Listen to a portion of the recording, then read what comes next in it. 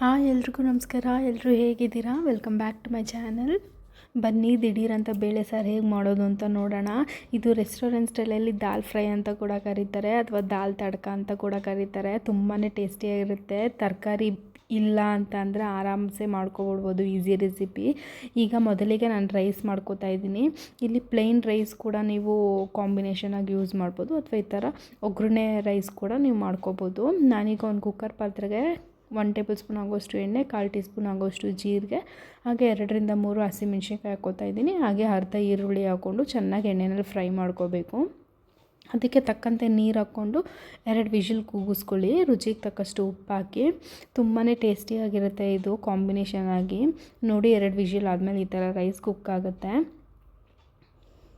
ಇದ್ರ ಫ್ಲೇವರೇ ಒಂಥರ ಘಮ ಅಂತ ಬರ್ತಾ ಇರುತ್ತೆ. ಇದಕ್ಕೆ ಪ್ಲೇನ್ ರೈಸ್ ಕೂಡ ನೀವು ಕಾಂಬಿನೇಷನಾಗಿ ಮಾಡ್ಕೋಬೋದು. ನಾನಿಲ್ಲಿ ಒಗ್ಗರಣೆ ಹಾಕೋತಾ ಇದ್ದೀನಿ. ಇಲ್ಲಿ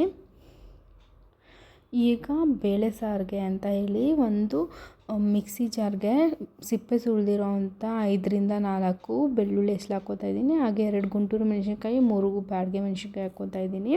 ಇದಕ್ಕೆ ಸ್ವಲ್ಪ ನೀರು ಮಿಕ್ಸ್ ಮಾಡಿ ಪೇಸ್ಟ್ ರೀತಿ ಮಾಡ್ಕೋಬೇಕು. ನೋಡಿ, ಈ ಥರ ಇದಂತೂ ಘಮ ಘಮ ಅಂತ ಇರುತ್ತೆ. ಬೆಳ್ಳುಳ್ಳಿ ವಾಸನೆ ತುಂಬಾ ಚೆನ್ನಾಗಿ ಹರಡುತ್ತೆ ಇದು. ಈಗ ಒಂದು ಚಿಕ್ಕ ಕುಕ್ಕರ್ ಪಾತ್ರೆಗೆ ನಾನು ಇಲ್ಲಿ ಆಲ್ರೆಡಿ 10ರಿಂದ 20 ನಿಮಿಷ ಬೇಳೆನ ನೆನೆಸಿಟ್ಕೊಂಡಿದ್ದೆ. ಅದನ್ನು ಹಾಕ್ಕೊಂಡು ನೀರು ಹಾಕ್ಕೋತಾ ಇದ್ದೀನಿ.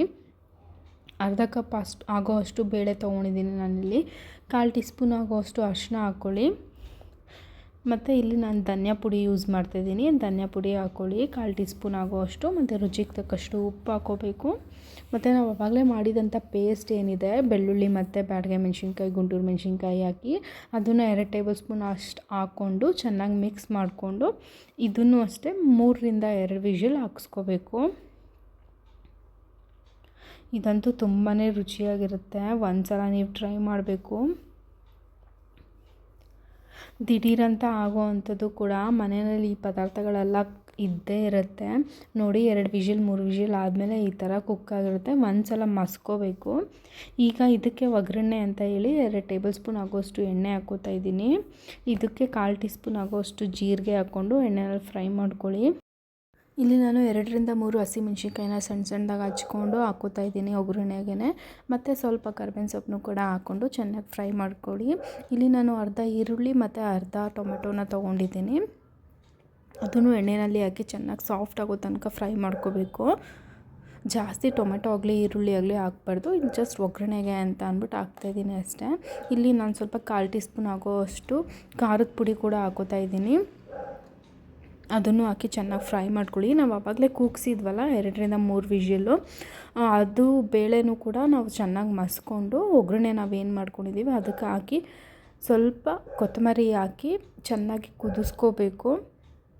ಇಲ್ಲಿ ಜಾಸ್ತಿ ಕುದಿಸೋ ಅಂಥ ಅವಶ್ಯಕತೆ ಇಲ್ಲ, ಯಾಕಂದರೆ ಆಲ್ರೆಡಿ ಎಲ್ಲ ಚೆನ್ನಾಗಿ ಬೆಂದು ಕೂಗಿರೋದ್ರಿಂದ ತುಂಬಾ ರುಚಿಯಾಗಿ ಬರುತ್ತೆ.